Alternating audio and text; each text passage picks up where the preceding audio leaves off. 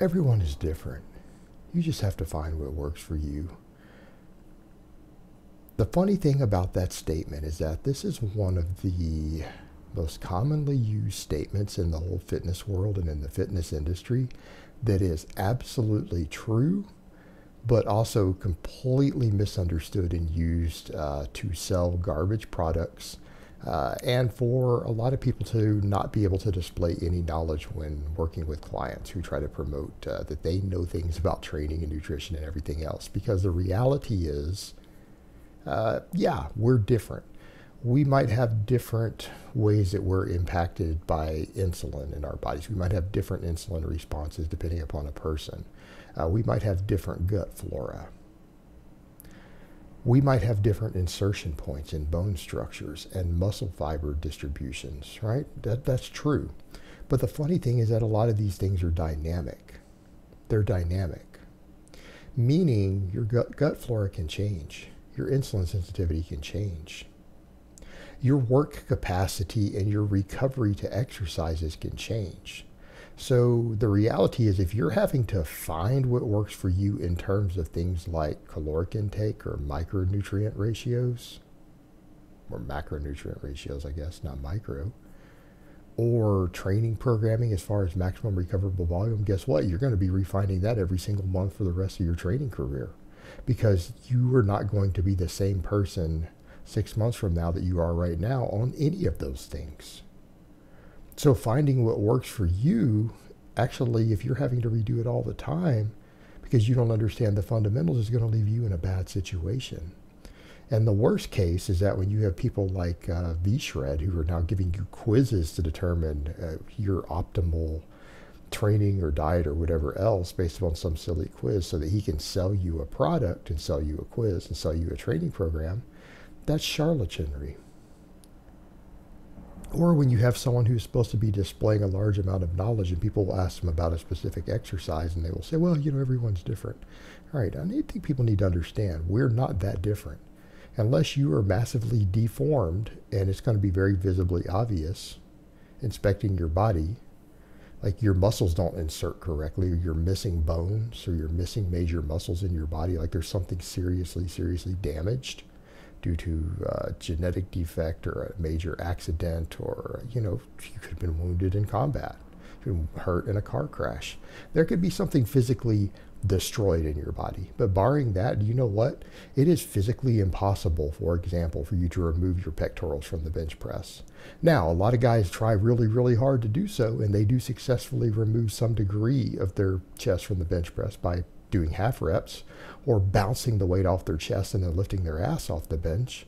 But if you even remotely perform a bench press with anything that's within, I don't know, 60% of good form, it is impossible to remove the pectorals as a primary mover. In other words, for your chest to not grow on the bench press, you literally have to be benching like a jackass, or not use even the most basic of progressive overload in your programming. For you to remove the quads from the back squat,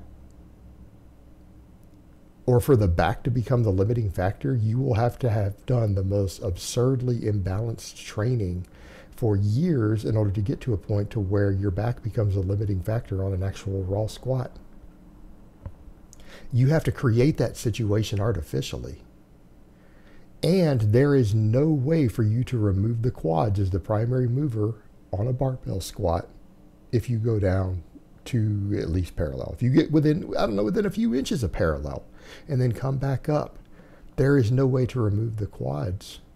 And if you go that deep, there's no way to even remove the lower quads. The only way the lower quads get de-emphasized is if you just do quarter reps or half reps. Like people who don't squat deep enough, the upper quads are still the primary mover. Maybe the lower quads don't get as much work.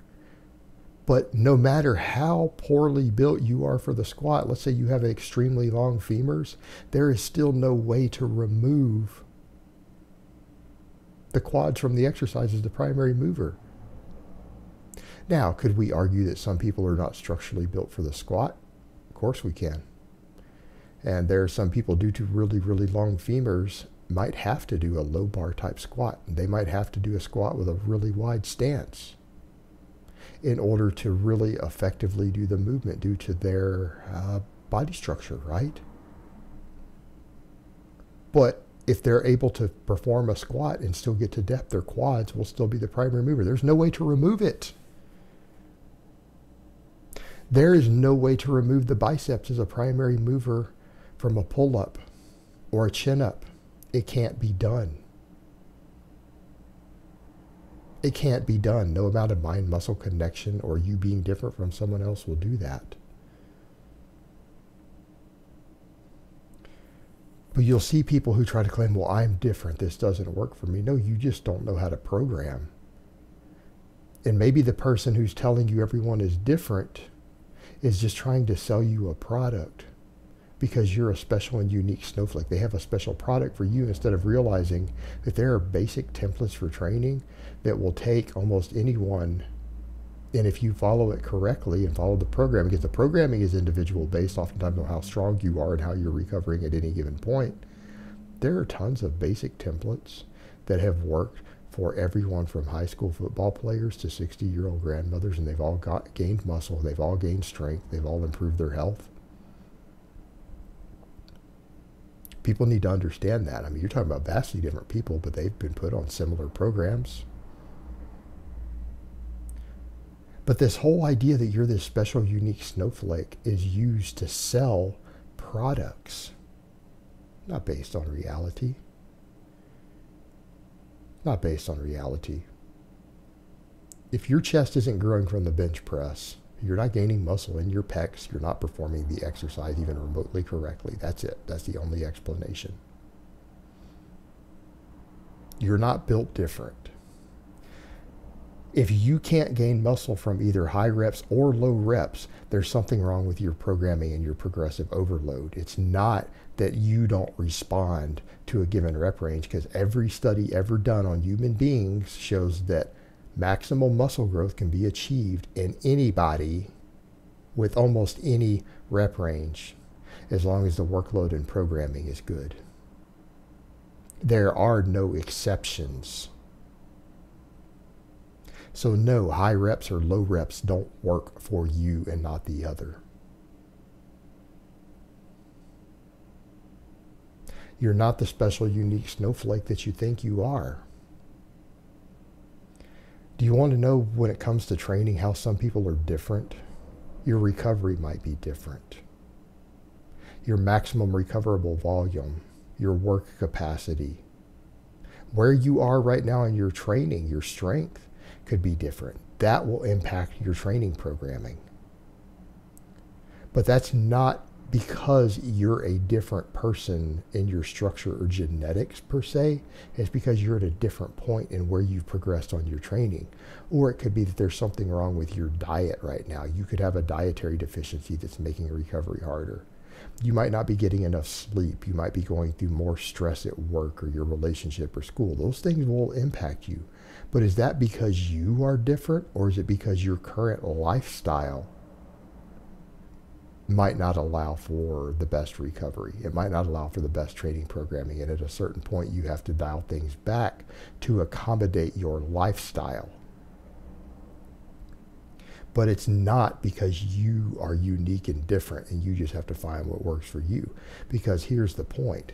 What works for you when you're going through a stressful time in your romantic relationship or your marriage isn't going to be true anymore when things smooth out and your stress levels come down and you sleep better.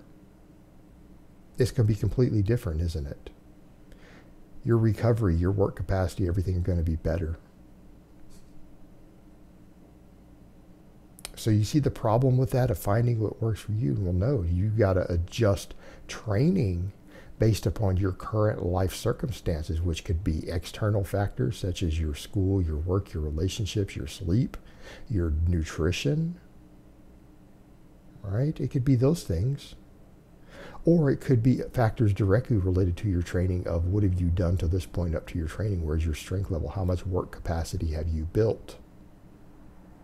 What's your connective tissue inflammation look like right now? So it could be things that involve your previous training of where it's taken you, and you have to adjust based upon that.